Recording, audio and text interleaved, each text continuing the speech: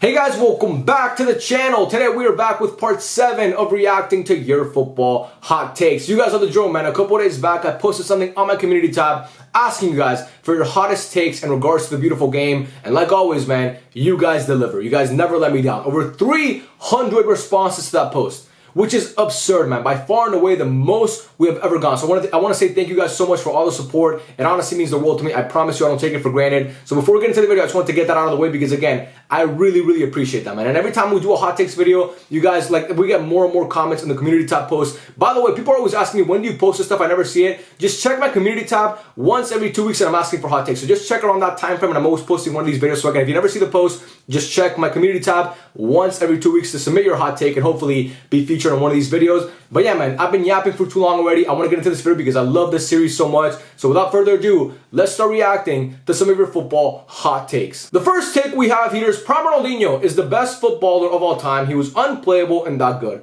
You're basically telling me you believe Ronaldinho has the greatest prime in the history of the sport, and I 100% disagree.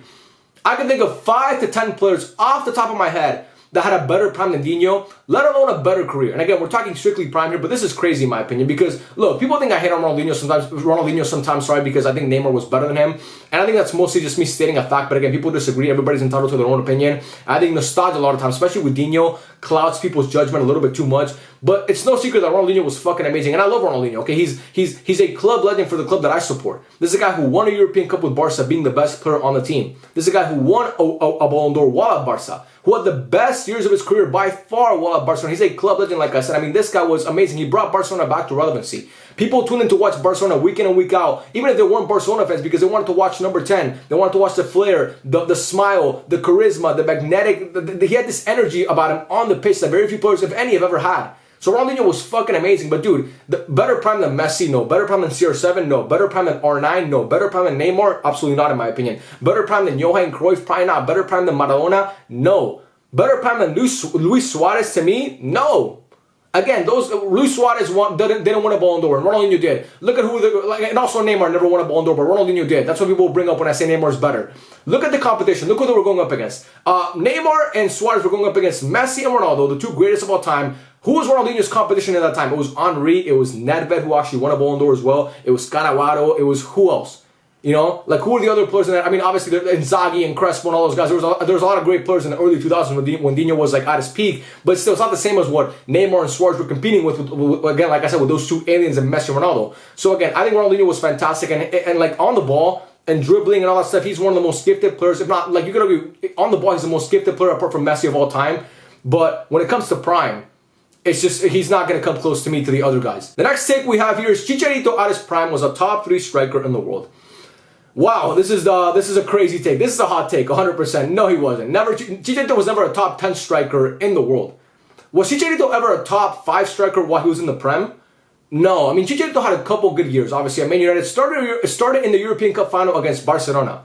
But in his generation, you have some of the greatest strikers of all time. And he was never better than Zlatan. He was never better than Agüero. He was never better than Suarez. He was never better than Benzema. He was never better than Lewandowski. He was never better than Cavani even. He was never better than Falcao. He was never better than Harry Kane. He was never better than any of those guys. So again, Chicharito, I get that the Mexican national, like the Mexico fans have a soft spot in their heart for Javier Hernandez because he is one of the greatest Mexican players of all time. I think he's maybe top 5. I mean, Hugo Sanchez is for sure in that list. Cuauhtémoc Blanco. There's a lot of guys who could throw in there. But I think Chicharito's definitely in that conversation. But still, man, saying he was a top 3 striker in the world at any point in his career is crazy because he was never even top 10. So yeah, this to me is a crazy take. But again, I asked for hot takes and you guys gave them to me, so I appreciate that. But yeah, don't say this to anybody because they're going to question your ball knowledge. The next take we have here is Cubarsí is having a better season than Lamine Yamal. I don't like comparing these two guys because obviously very different positions, and obviously they're both Barca youngsters who I love, and I don't want to compare them and I kind of put them up against each other. I think both of them are having amazing seasons and both have revolutionized Barca this year. If it wasn't for Cubarsí and Lamine Yamal, Barca would be sitting mid-table right now because they've been that good and that pivotal to the team. I think Lamine Yamal has been a top 3 player for Barca this year from start to finish. Obviously, Pau Cubarsí came in January. That's when he made his first start on the first team. So he hasn't had the impact for that long of time as Lamine Yamal has. But in the short time he's been on the first team, he's been as impactful as any player on the pitch. I mean, this is a guy who won a man of the match in the second leg of a UCL round of 16, who was amazing against PSG in the first leg, who, you know, I think he was doing a good job in the second leg up until Araujo, his center back partner, got sent off. So again, I think Cubarsí is having a fantastic season. And again, you can't really compare the two because Lamine Yamal is a forward, Kubarsi is a center back. But I think both of these guys are the future of Barcelona. And again, if you want to say Kubarsi having a better year, I wouldn't fight it. But I think Lamine Yamal has been slightly better for Barca because he's played the bulk of the season unlike Pau Kubarsi, who's only played, like I said, since January. So again, I think Lamine's impact has been bigger. But if you're talking about like the time that they've been at the team since January on, I think you could make an argument Kubarsi has been better since January than Lamine Yamal. The next take we have here is Erling Haaland is already one of the best strikers this game has ever seen. His goal output and his ability to create chances off his movement is levels ahead of many all-time greats. 100% agree. I think Erling Haaland's greatest attribute is his physicality, his speed, and his movement off the ball. He has elite off-ball movement, and I do think he's already one of the best strikers I've ever seen. People obviously clown on Haaland because he doesn't show up in the big games.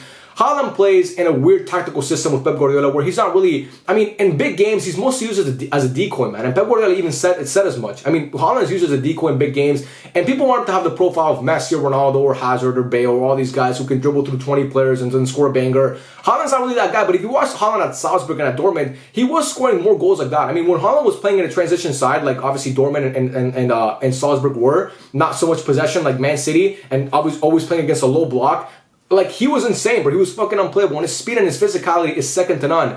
So when I look at Erling Haaland, I think sometimes playing in a team like Man City works to his detriment because people don't really look at his skill set and what he provides to a team. Because again, you're surrounded by so many great players and you're always playing against these lower league sides who are just like parking the bus against you. And you can't really, Haaland doesn't thrive in a system like that, and he can't thrive against opposition like that. So again, I think Erling Haaland is going to go down as one of the best strikers the game has ever seen. Do I think he's already one of the best strikers this game has ever seen? I mean, he's one of the best strikers I've ever seen, but do I think he's one of the best strikers in the history of the game? I don't think he's in the top 10 quite yet. Honestly, I think there's a lot of guys who are ahead of him right now. But I do think give it like 10, 12 more years, Erling Haaland's for sure going to be in the conversation for greatest striker of all time because he's a guy who already has more UCL goals than I think Thierry Henry. And he's only 23 years old, who's already won a treble, who's already finished second in Ballon d'Or voting.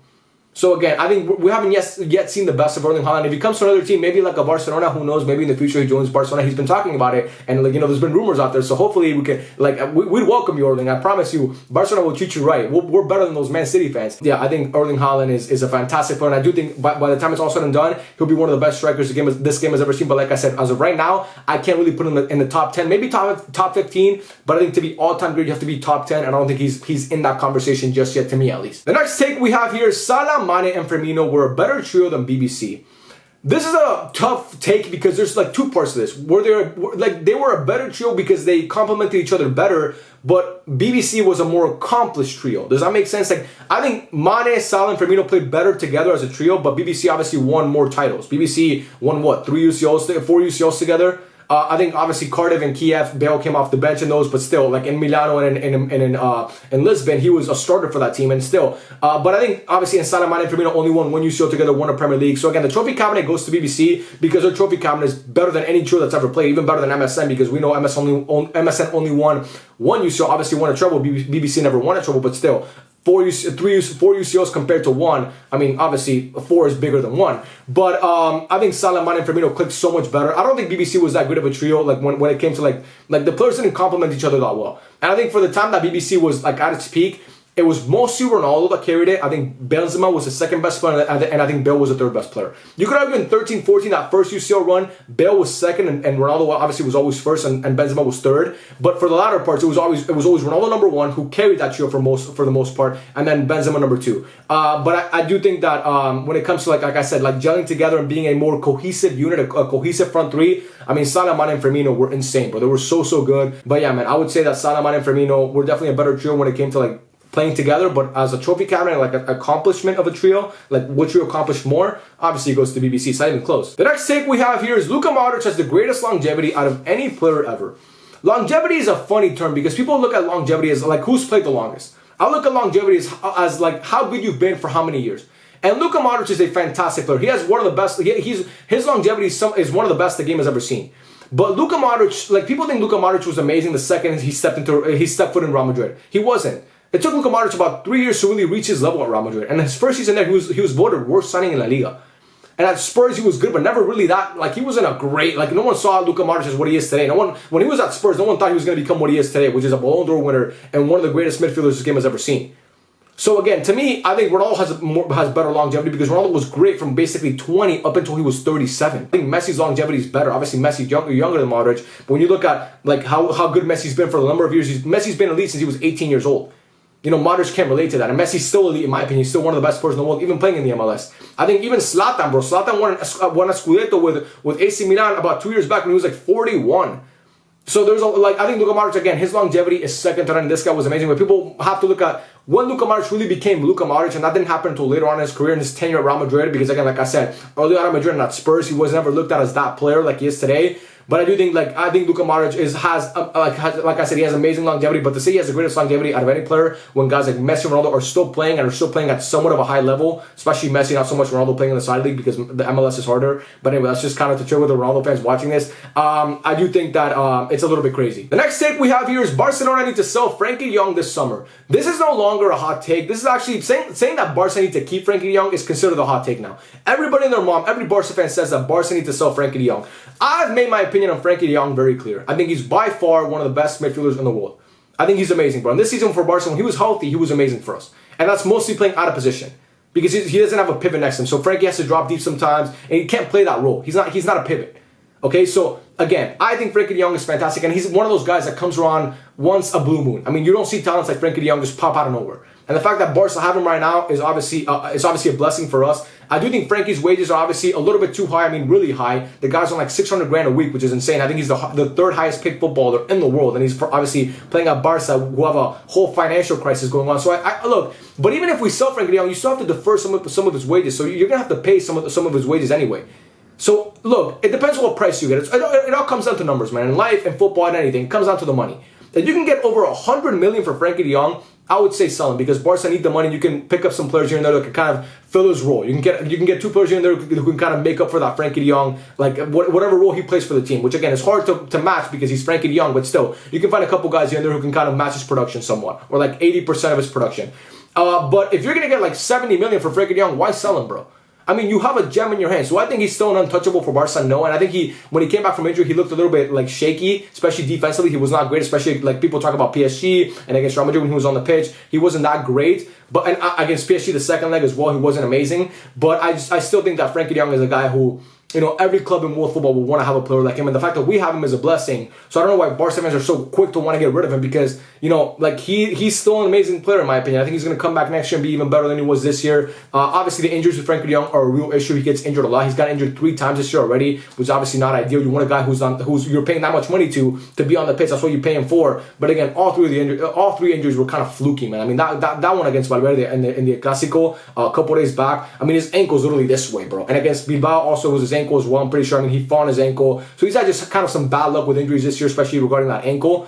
But I do think that Frankie de Jong, man, I'm not so quick to say we have to sell him. I think Barca have to see what you get for him. See, like put him out, put the rumors out there. Put the rumors out there. Sorry, that you're looking to sell Frankie de Jong and see what offers you get for him. And again, if you get like 110, 115, 100 million from United or something like that, a club that's obviously desperate to have him, you give him to them. You sell him to them because again, like I said, you need that money and that could go a long way for Barca. But if you're gonna sell him for pennies on the dollar, what the fuck is the point? It doesn't make any sense to me. The next take here is if Kevin De Bruyne played for Real Madrid, he would have been considered one of the best midfielders of all time.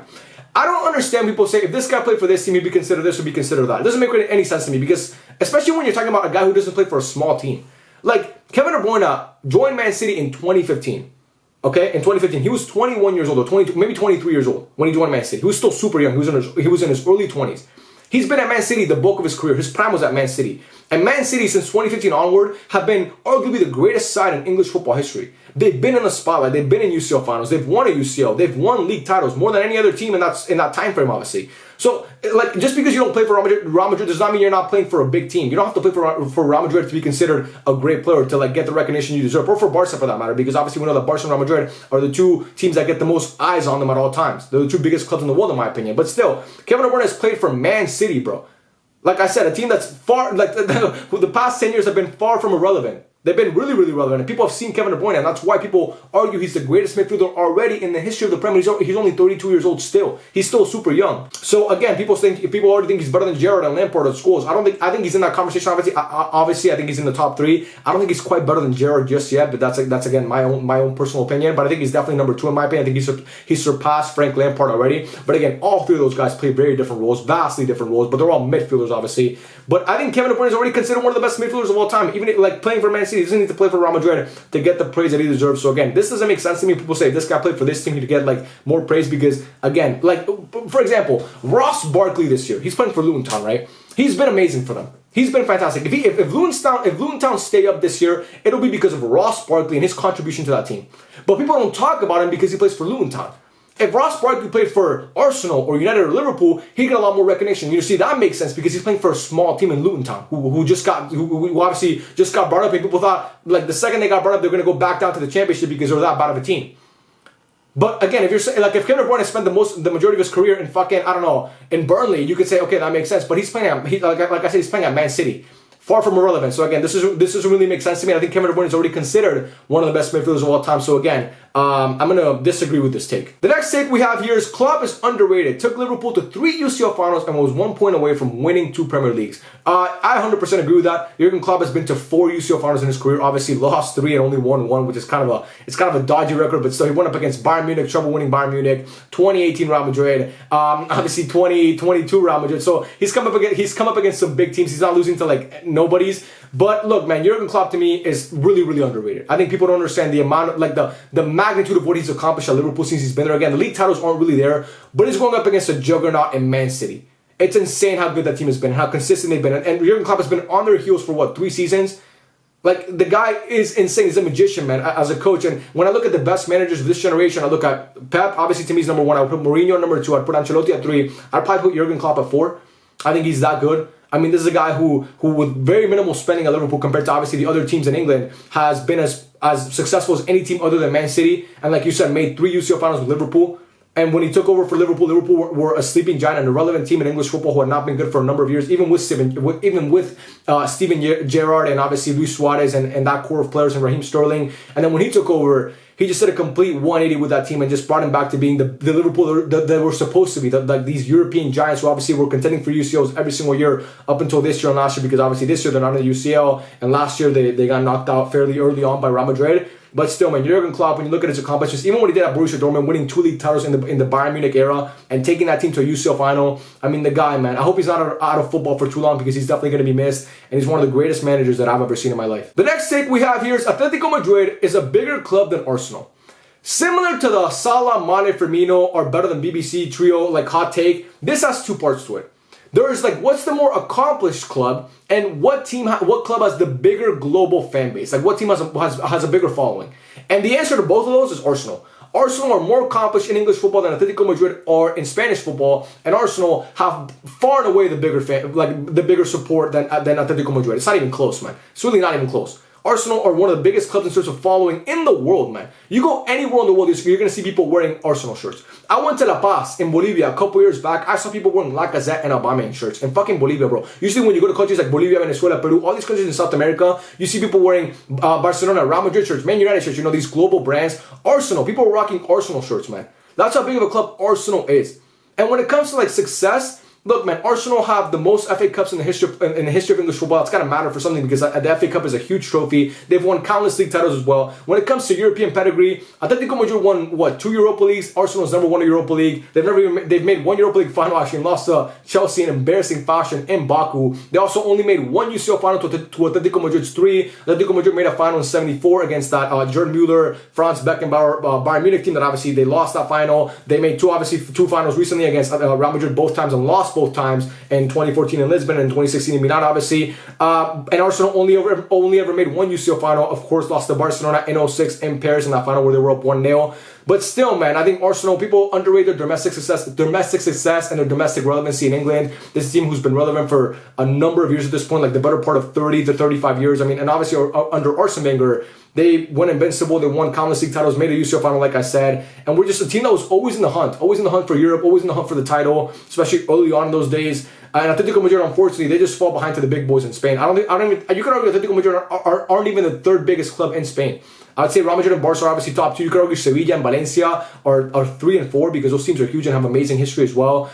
So again, to me, I think Atletico Madrid is a huge club and they're kind of building towards that now because obviously the last couple years with Simeone, the last decade with Simeone, I should say, not the last couple years, the last decade with Simeone, they've been competing for titles at a high level. Obviously, like I said, making 2 UCL finals against Madrid. But still, I think when it comes to fan base and prestige and history, Arsenal takes it for me. The next take we have here is Fede Valverde is the best midfielder in the world. I'll tell you what, bro. I'm not going to argue with this one. Obviously, you could throw in guys like Kevin De Bruyne in that conversation. I think most people would say Kevin De Bruyne is the best midfielder in the world. And even people might say Jude Bellingham, his own teammate, is a better midfielder. But when it comes to just doing everything on the pitch, Fede Valverde is insane, bro. He is insane.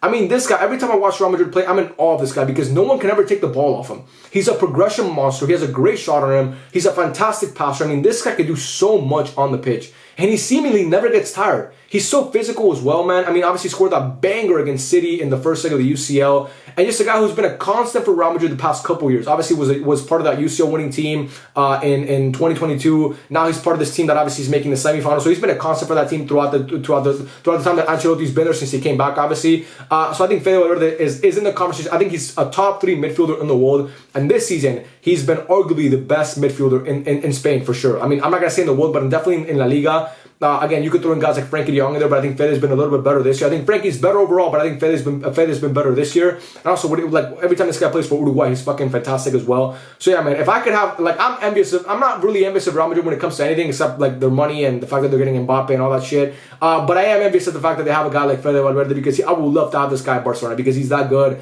But unfortunately, he plays for the rival, so fuck it. The next take we have here is Florian Wirtz will win a Ballon d'Or this season. No, he will not. Look, Leverkusen are having a fantastic year. Obviously, they're unbeatable, literally unbeatable. This team always comes out with a last-minute goal every single time they're down in a game. It's actually insane. I've never seen anything like Leverkusen this year. It's actually mind-blowing how clutch this team is and how the way that Xavi Alonso has that team playing. I think they're going to win the Europa League. They obviously already won the Bundesliga. They're in great shape to win the DFB Pokal. But the Ballon d'Or is just going to come down to Harry Kane, Jude Bellingham, and Kylian Mbappe. And which of those 3 teams is going to win the UCL? Obviously, all 3 of those teams are in the UCL semifinal. Bellingham and Kane are playing each other.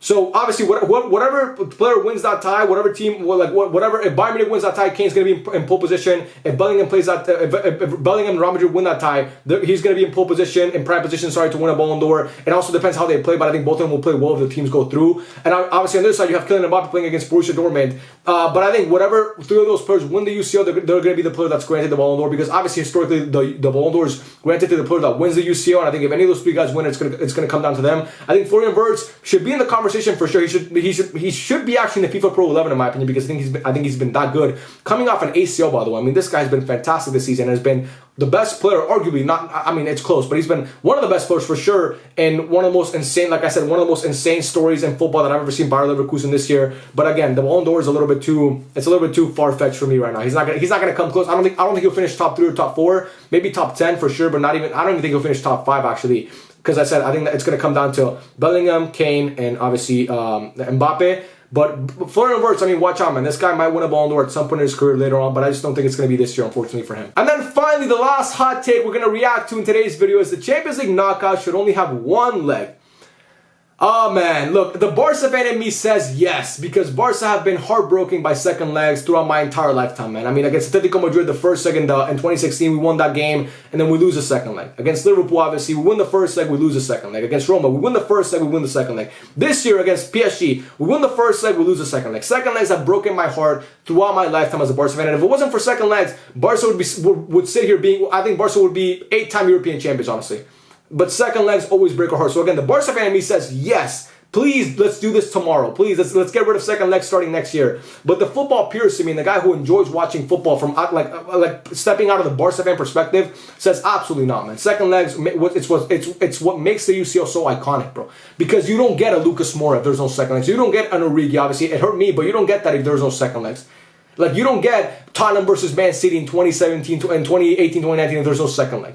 You don't get Real Madrid's comeback against Man City, there's no second leg. You know, like, but Real Madrid's whole UCL run in 2022 was because of second legs. If there wasn't second legs, they don't win that tournament. So again, the second leg brings so much magic to football, bro. And I think we're already, like, look, man, I'm not a big fan of this new UCL format that's coming out next year. I think it's stupid, the fact that they're adding 2 more games and this whole new table format. I think the UCL was perfect as it was, and I wish it would be the normal format like it always is. But, you know, people on the, like, football federations and their greed for money, they're always looking to add more games and, you know, put more pressure on these players' backs to play more and earn them more money. But again, when it comes to the Champions League, again, the Barca fan in me, like I said, would love to only have 1 leg because that would help me a lot.